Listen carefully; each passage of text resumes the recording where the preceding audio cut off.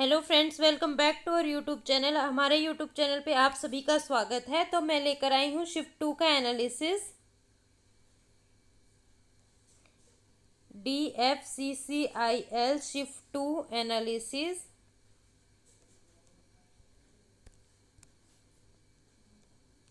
देखते हैं कि कौन कौन से क्वेश्चन आए थे, कैसा लेवल रहा है आपका।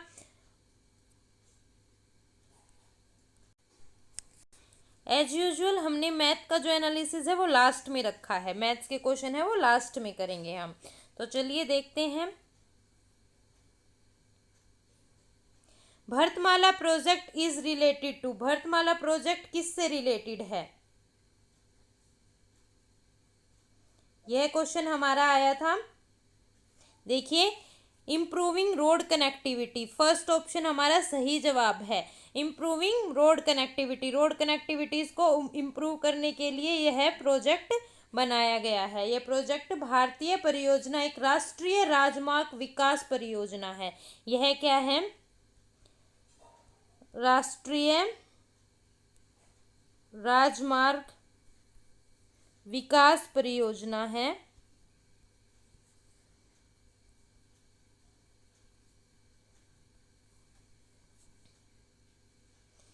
इसके तहत नए जो राजमार्ग के अलावा जो पुराने बच गए हैं, जिनको पूरा नहीं किया गया है, उन पर काम करना और आगे रोड्स की कनेक्टिविटीज को इम्प्रूव करना आता है। इसके अंतर्गत ये सारी चीजें आती हैं। अगला क्वेश्चन देखिए, हम जो हिस्ट्री की मैराथन चैनल पे चलाई थी उसी में से एग्जैक्ट क्वेश्चन बिल्कुल सेम टू सेम आया था। ऐसे का ऐसा प्रश्न क्या था आपका? 2024-25 के दौरान भारतीय रेलवे में डैश किलोमीटर तक का विद्युतीकरण पूरा किया गया है। During 2024-25 Indian Railway completed electrification of up to dash kilometre.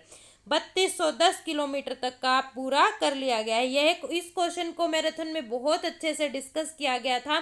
तो जो लोग चैनल से जुड़े थे वो मोस्टली क्वेश्चन कर पाएंगे, ठीक है, क्योंकि कोई भी ऐसा क्वेश्चन नहीं है जो हिस्ट्री की मैराथन से बाहर आ रहा हो या साइंस की मैराथन से बाहर आ रहा हो। तो हमसे जुड़ने के लिए आप चैनल को प्लीज़ सब्सक्राइब कर लीजिएगा। ऐसे ही जो भी एग्जाम आएंगे हम सभी के लिए मैराथन क्लासेस लेकर आएंगे। आप देख ही पा रहे हैं कि बिल्कुल एग्जैक्ट ऐसे का ऐसा आपका क्वेश्चन आया था। अगला प्रश्न देखिए, एम्फीबियन के हृदय में कितने कक्ष होते हैं? अभ्यचर एम्फीबियन के हृदय में कितने कक्ष होते हैं? हार्ट चैम्बर के बारे में पूछा था भाई। 3 होते हैं। ऑप्शन बी हमारा सही जवाब है। इसमें क्या होते हैं? 2 आर्ट्रिया और 1 वेंट्रिकल। 2 आर्ट्रिया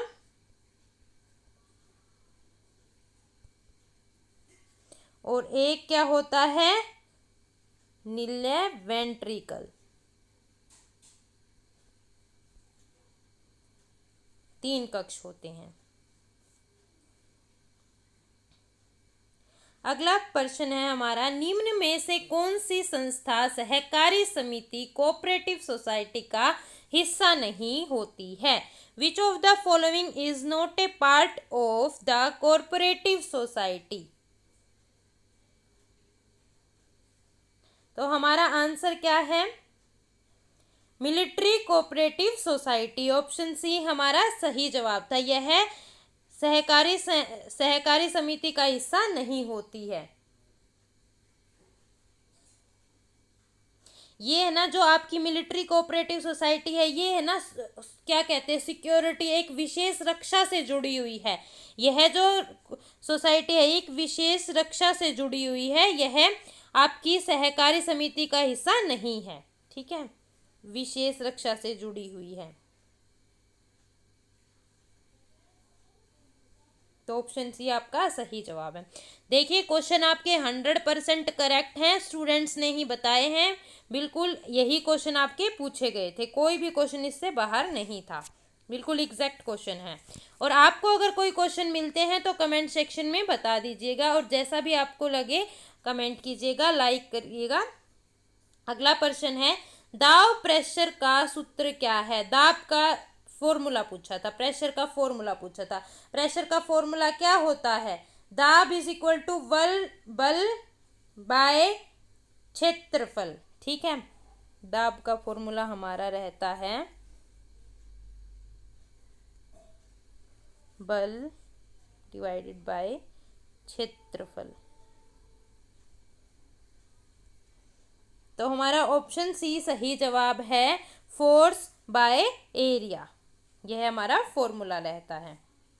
अगला प्रश्न देखते हैं हम। How many new Vande Bharat train are plan to be launch between 2024 and 25। 2024 से 2025 तक भारत सरकार ने कितनी नई वंदे भारत ट्रेनों को शुरू करने की योजना बनाई है? यह क्वेश्चन आपका एग्जाम में पूछा गया था। तो आंसर होगा हमारा 200। अगला प्रश्न देखते हैं हम, क्या है।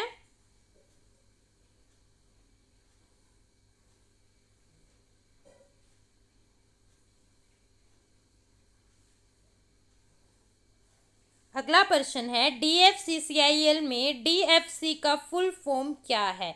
What is the full form of DFC in DFCCIL? तो हमारा क्या है full form? Dedicated freight corridor. Option 1A हमारा सही जवाब होगा। पूरा नाम क्या है देखिए, हम देख लेते हैं।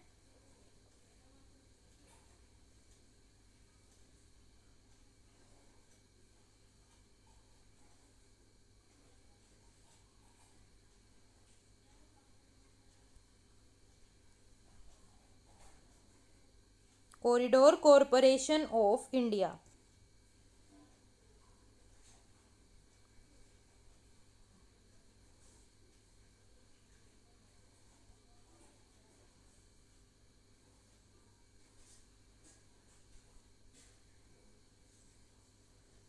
तो ऑप्शन ए हमारा सही जवाब रहेगा।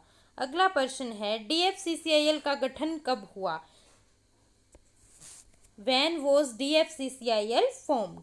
कब हुआ इसका गठन? 2006 में इसकी स्थापना की गई। आप भी देख पा रहे होंगे कि कोई भी क्वेश्चन मैराथन से बाहर नहीं है, सारे क्वेश्चन एज इट इज आए हैं। अगला प्रश्न देखते हैं, DFCCIL की घोषणा किस वर्ष की गई थी?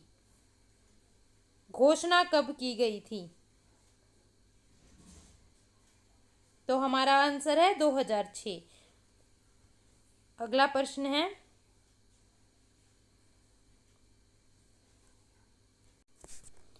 अगला प्रश्न है हमारा, किस स्थिति में किसी वस्तु पर कार्य वर्क किया गया माना जाता है? When is work said to be done on a body? तब माना जाता है कार्य किया गया जब बल लगाया जाए। क्या लगाया जाए? बल लगाया जाए, फोर्स लगाया जाए, फोर्स लगाया जाए और उस बल के कारण वस्तु में विस्थापन हो। ठीक है, उस बल के कारण वस्तु के अंदर क्या होना चाहिए? विस्थापन होना चाहिए।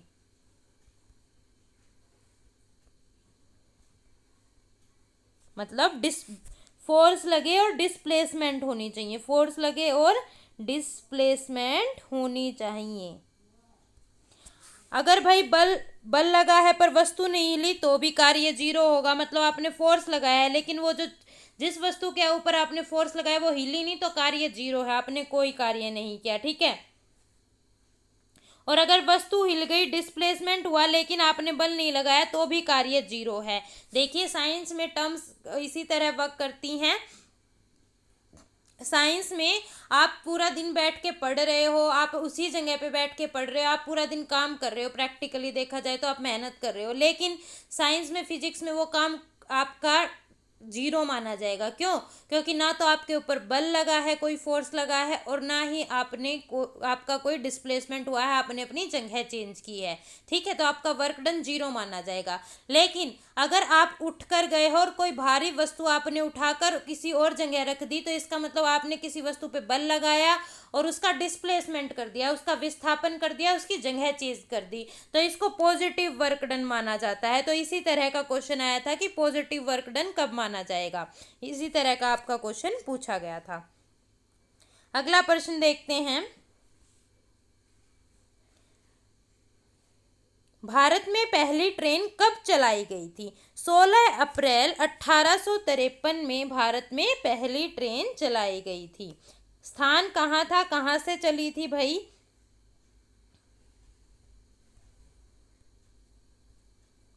मुंबई,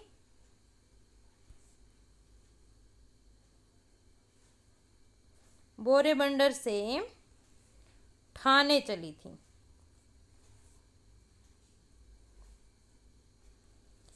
34 किलोमीटर की इसने दूरी तय करी थी। ठीक है। 3 इंजन थे। सुल्तान, सिंध, साहिब। ये 2 शिफ्ट में आया है ये क्वेश्चन। यात्री कितने थे? लगभग 400 यात्री थे इसके अंदर, 400 लोगों ने यात्रा की थी। अगला प्रश्न है हमारा, विश्व बैंक के अनुसार वित्त वर्ष 2024-2025 के लिए भारत की जीडीपी वृद्धि दर कितनी अनुमानित है? According to the World Bank, what is the estimated GDP growth rate of India for FY fiscal year 2024 and 25 कितनी है? 6.5%।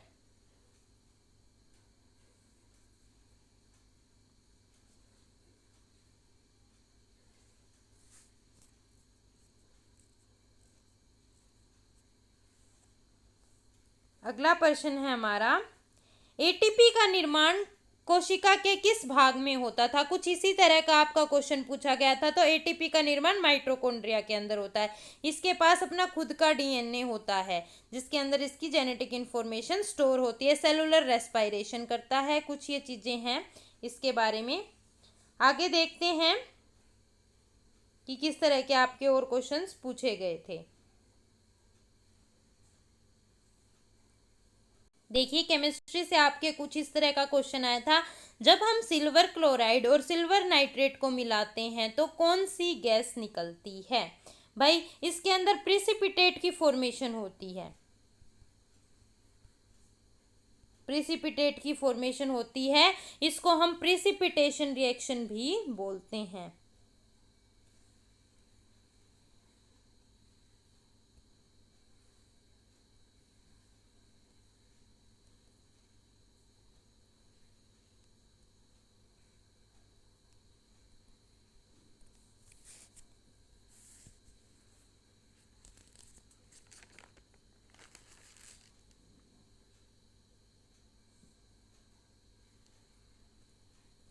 अगला प्रश्न है, when we react metal carbonate with acid then what are the product form?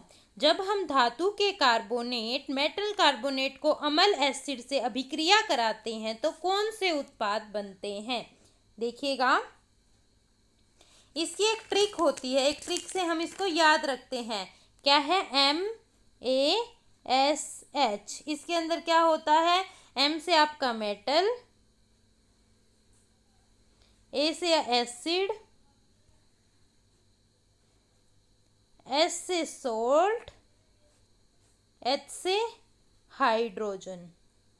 तो अब हम ये reaction देख लेते हैं क्या होता है रिएक्शन के अंदर।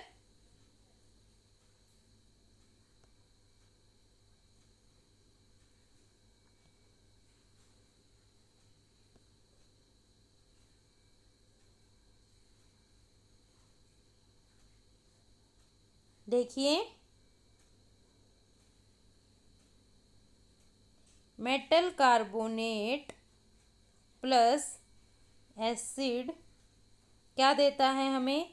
सोल्ट देता है, प्लस CO2 कार्बन डाइऑक्साइड देता है, प्लस H2O वाटर निकलता है। तो हम इससे इस ट्रिक से याद कर सकते हैं। एग्जैक्ट रिएक्शन एक एग्जाम्पल के फॉर्म में देख लेते हैं। एक एग्जाम्पल की फॉर्म में एग्जैक्ट रिएक्शन बता देती हूँ। जैसे CaCO3 प्लस 2HCl, ये एसिड है आपका, ये कार्बोनेट है आपका, कैल्शियम कार्बोनेट है, हाइड्रोक्लोरिक एसिड है। ये क्या निकालेगा? CaCl2, कैल्शियम क्लोराइड, प्लस में CO2, प्लस में H2O, यह इस तरह के प्रोडक्ट बनते हैं। इस टाइप की रिएक्शन का ये एग्जाम्पल है। अब आगे डिस्कस कर लेते हैं कुछ मैथ के क्वेश्चन कि मैथ में किस तरह के आपके क्वेश्चन पूछे गए थे।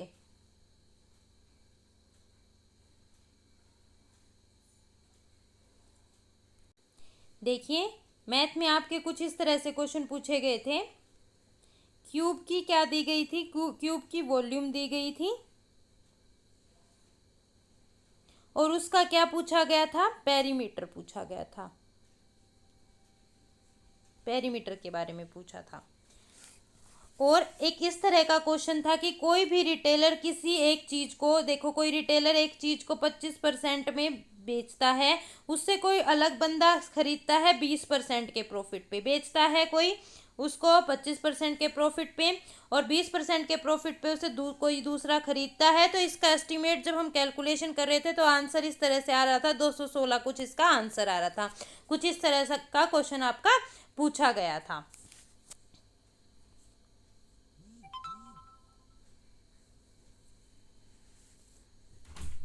देखिए, मैथ जो था, पूरे पेपर का आपका लेवल जो था वो तो थोड़ा इजी था पेपर का लेवल, लेकिन मैथ था वो कैलकुलेटिव आ रहा था।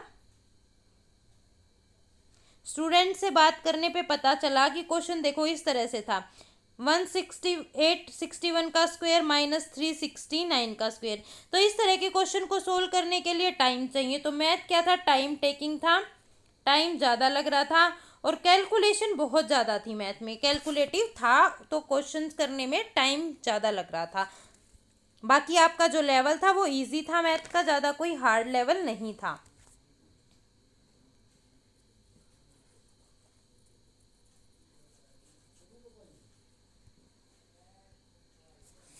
और देखो, कंपाउंड इंटरेस्ट निकालना पूछा गया था, किसी चीज़ की रेट दी गई थी, सीआई से क्वेश्चन था, कंपाउंड इंटरेस्ट निकालना था, रेट दी थी 4%, इसका सीआई निकालना था, कंपाउंड इंटरेस्ट निकालना था, तो जो आपका इजीली निकल जाता। प्रिंसिपल भी गिवन था, टाइम गिवन था 4 साल, 4 ईयर। तो यह भी आपका कैलकुलेशन बेस था, फॉर्मूला लगा के आप इजीली कैलकुलेट कर सकते थे। एक दो क्वेश्चन आपके सिंपल इंटरेस्ट से भी पूछे गए थे और प्रॉफिट एंड लॉस से क्वेश्चन पूछे गए थे। 4 से 5 क्वेश्चन पूछे गए थे प्रॉफिट लॉस से।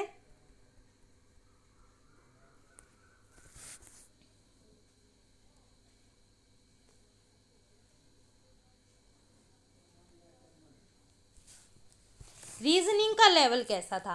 रीजनिंग के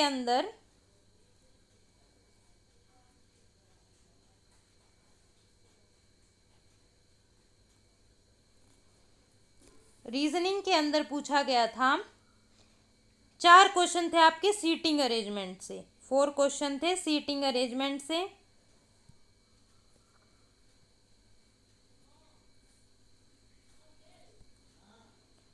2 क्वेश्चन थे सर्कुलर सीटिंग से,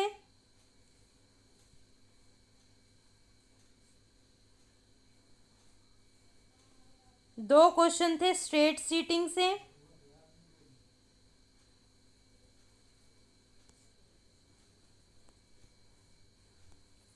इस तरह का रीजनिंग का आपका लेवल था। और रीजनिंग से किस तरह के क्वेश्चन पूछे गए थे देखते हैं।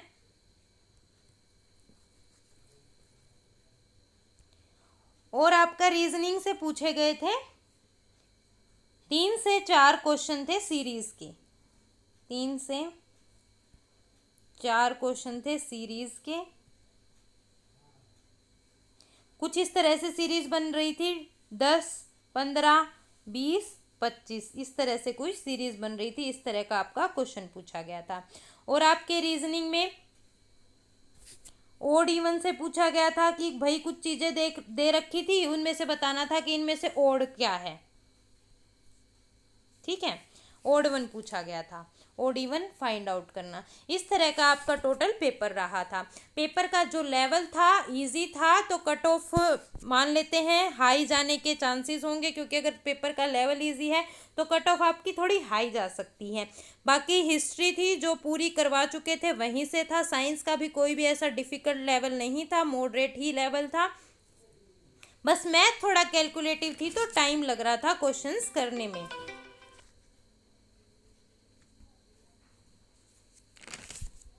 एक क्वेश्चन कुछ इस तरह से भी पूछा गया था कि DFCCIL बजट के बारे में कुछ क्वेश्चन पूछे गए थे। एक तो क्वेश्चन इस तरह से थे, जैसे ही हमें एग्जैक्ट और क्वेश्चंस के बारे में पता लगेगा तो हम अपने टेलीग्राम ग्रुप पे उनको डाल देंगे। तो हमसे जुड़ने के लिए चैनल को सब्सक्राइब करें और टेलीग्राम ग्रुप का लिंक आपको कमेंट सेक्शन में मिल जाएगा। जल्दी से जल्दी जाकर उसको ज्वाइन कर लें। अगर ये वीडियो किसी के लिए भी सहयोगी रही तो आप प्लीज़ लाइक करके अपना वीडियो को लाइक करके अपना योगदान दें प्लीज़। और जैसे भी आपको क्वेश्चंस और पता लग रहे हैं तो आप कमेंट सेक्शन में उनको क्वेश्चंस को डाल देना। Thank you so much. Channel को प्लीज़ सब्सक्राइब करें।